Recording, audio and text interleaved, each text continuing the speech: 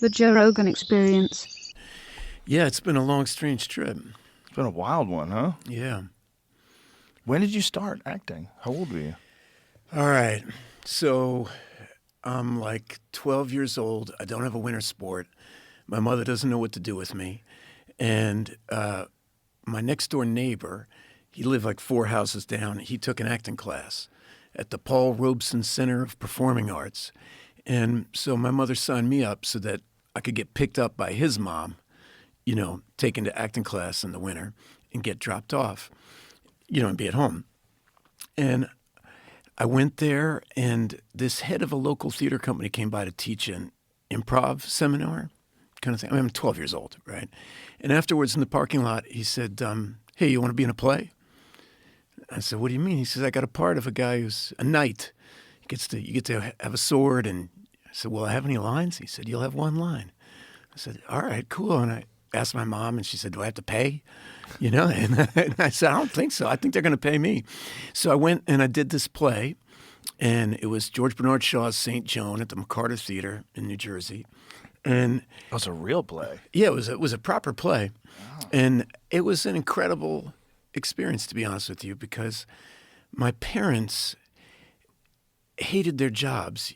They would go to work, and their life happened on the periphery of their employment.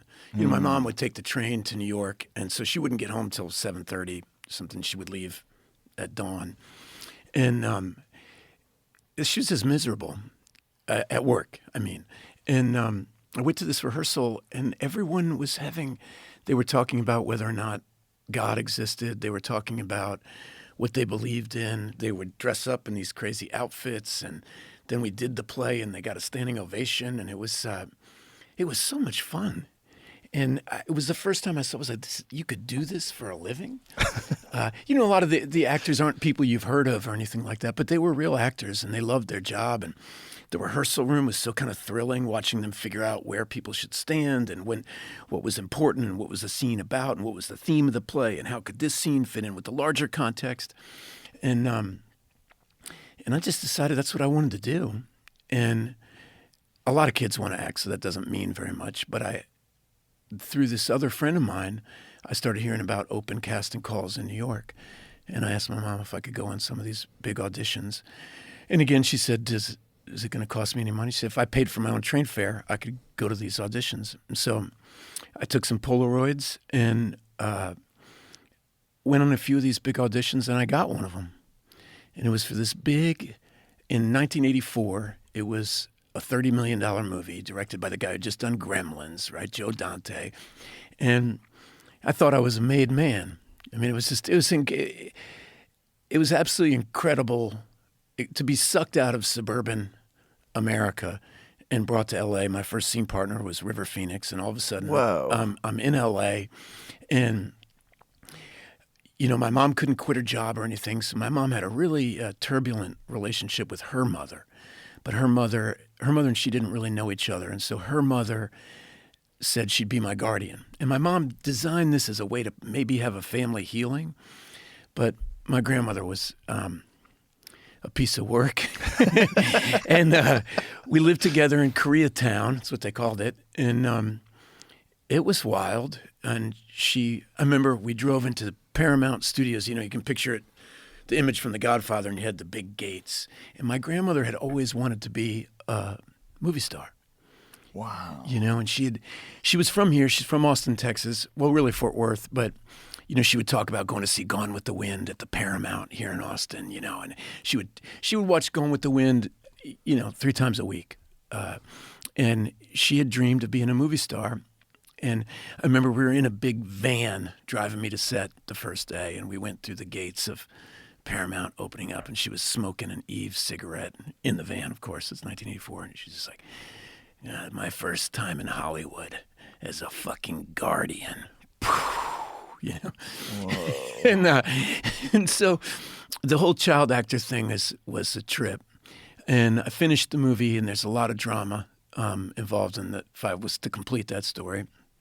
But I finished it. The movie was a big turkey. How old were you at the time? 14. River and I were both 14.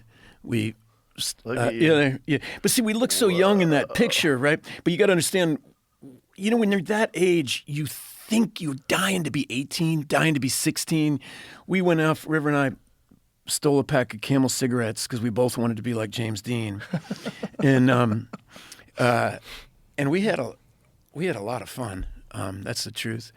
But the movie came out, and I remember River and I going to the bathroom at the premiere, and we'd grown a lot from the time we shot the movie to the time it came out, and nobody in the bathroom really recognized us.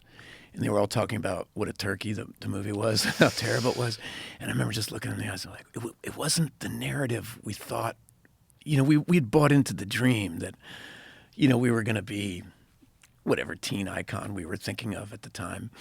And it died a quick and salty death, my dream. And I went back to high school and put away my dream of being an actor. It seemed like it was this isolated, almost like choose your own adventure book or something, where I got to see what Hollywood was like, but then have it denied. And it kind of like putting your hand in a flame. It was not a good feeling when it was over.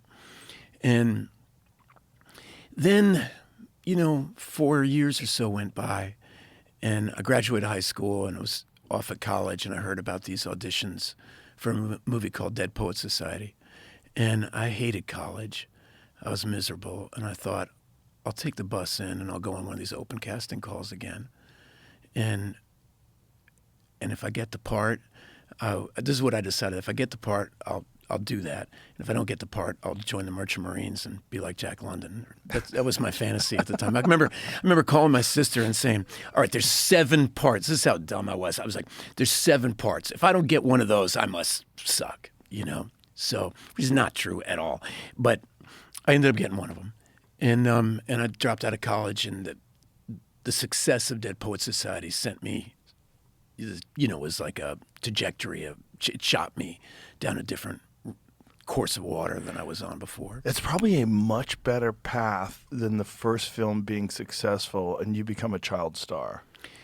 I cannot tell you how grateful I am for that first experience. First of all, if for no other reason than in the success of Dead Poets Society, I didn't take it seriously at all. I didn't even realize that the movie was successful until a couple years later, because I had so braced myself for failure. Perception of failure anyway. Because of the first experience? Yeah, because everybody's saying, oh, the movie's so great. I'm like, yeah, they said this last time. This doesn't mean anything, And so it kind of taught me at a really young age to ask yourself why you're doing something. Like, are you doing it for the result of what happens, or are you doing it to do it? And by coming back to acting a few years later, I was just fully braced for it not to go well, and it was still going to be worth it. And so I think it gave me a slight bit of ballast to handle the success of Dead Poets. You went into it for the enjoyment of doing it, rather than thinking you were going to be a star. I had no expectations, but I was certain I wasn't going to be a star. I was positive of it. I saw it as a way to make some money and maybe learn about writing and learn about film, and a way to get out of college. Now, what happened is when I got there, I met all these other young men who were in love with acting. And I started watching movies with them and talking about movies with them and seeing the light in their eyes. And we'd go to set, and there was Robin Williams. We had Peter Weir, who had just directed Witness, one of my favorite movies of all time at that point. And he was a master. I mean, he was not a lightweight human being. He was a heavyweight human being. And he would lead rehearsals, and he would talk about acting and performance in a way that I hadn't.